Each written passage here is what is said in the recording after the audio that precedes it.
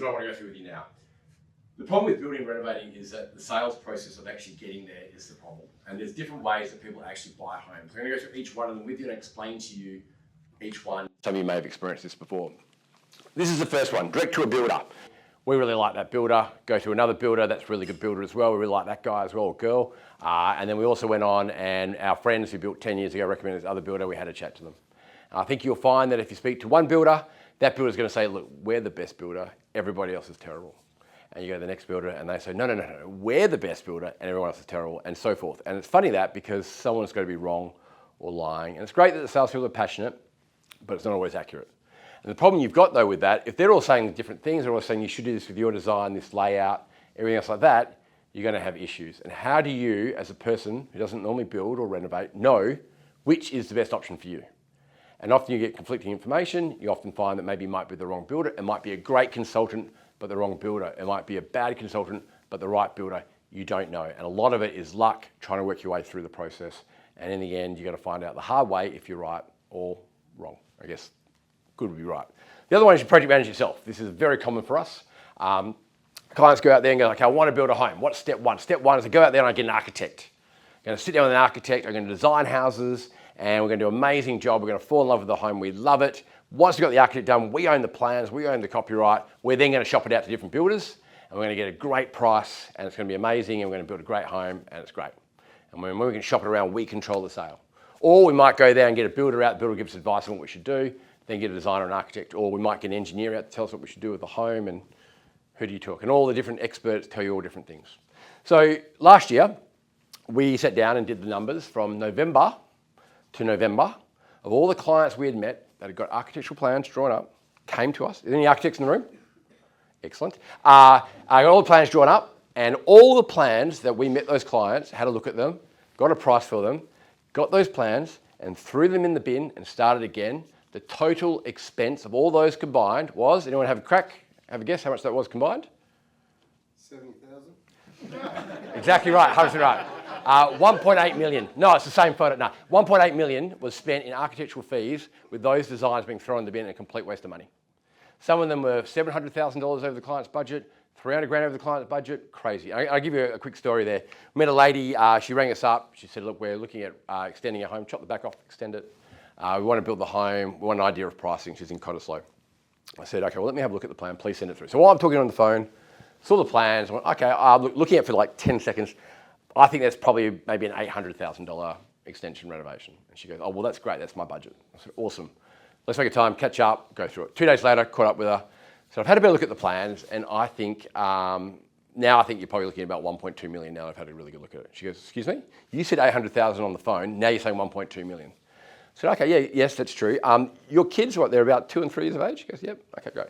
Are your kids super passionate about the Anita double hung sashless windows in their bedrooms? And she goes, what's that?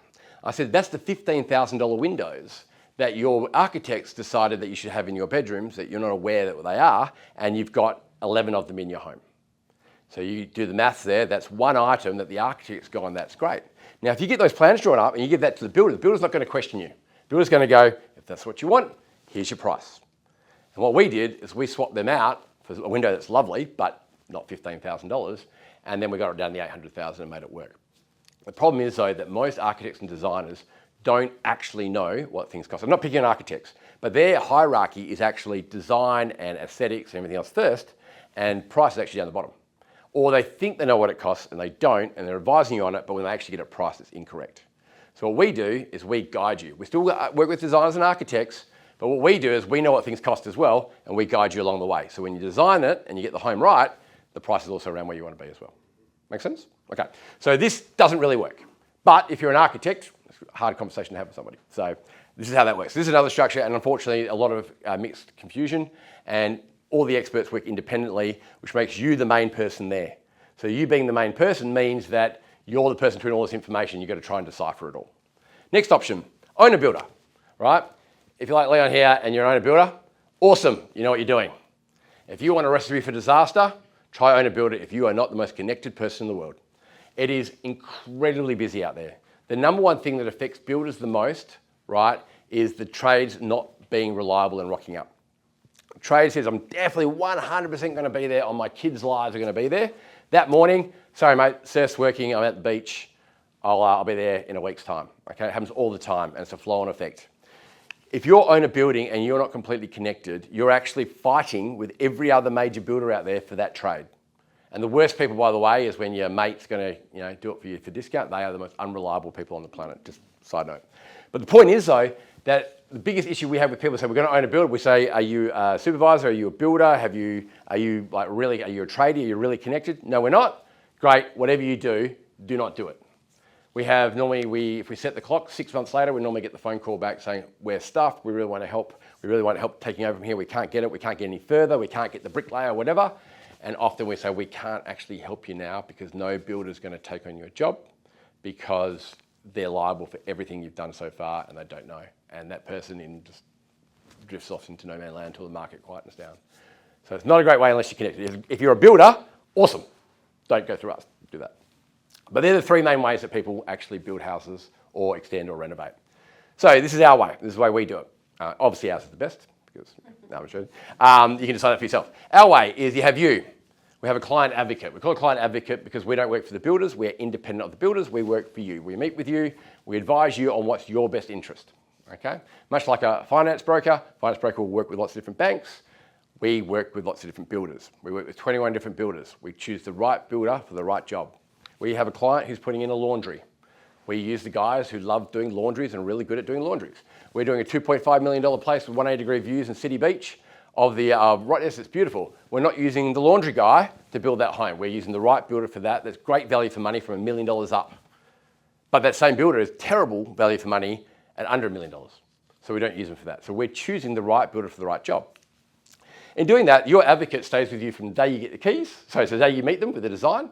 They meet with you with the designer. Again, they guide you with design and layout, but they also guide you with pricing and things like that. And they also guide you with the paperwork when you sign up. They also guide you with the contract signing. They help you read the working drawings. They help you, give you advice on lighting plans, all the hidden costs that you should allow for pre-start, extra electrical, time frames. They give you the real figures that you need to know because it's what you need to know, not what you want to hear. And then on top of that, they also stay with you right through the whole building process to make sure that if there's any issues, you're there, someone to bounce that off. So I'll give you another example. We had a client who's building up in Ocean Reef. They had their house there. They had retaining walls going all the way around the back of the block. Okay? The idea was that we're going to build a fence on the retaining wall. It's a weird shaped block. They were going to have the al fresco area and they're going to have a jacuzzi in that back corner. And that was their dream. That was what they were going to do, right? No kids, had a good life, right? So in that back area, the jacuzzi is going to fit there. When we're halfway through construction, it turns out the retaining wall was too weak and we couldn't put the fence on top of the retaining wall. So the builder's gone, easy solution. We're just going to have to put the fence on the inside of the retaining wall, problem solved, and just started doing it. The client's gone, but our jacuzzi doesn't fit there anymore. I'm going, yeah, not much we can do about it. Contacted us, we went, interesting. Went on site, had a look at it, and went, well, actually, your retaining wall's on the inside of your boundary. We can actually put a fence on the outside of the retaining. Let's put the fence there. We did that. They actually had more space than what we originally planned. Problem solved. If I worked for the builder, I'd have to toe the line. Because I work independently, I'll do what's best for the client's interest. Okay? Now, sometimes the client might ask for something bad. I'll also tell the client, no, that's not in your best interest, or actually the builder is trying to help you. So we try to help facilitate it and make it a great experience. But the reality is that we are there to try and make sure that everything is ethical and above board. Now, the trick to that is choosing the right builder at the start so everything goes smoothly to start with. And that's our goal, is to avoid problems. But if they do arise, we're there for it. Make sense? So we will work with town plan and we do subdivision designers, architects. We work with all of that with you, for you, but we do most of the heavy lifting.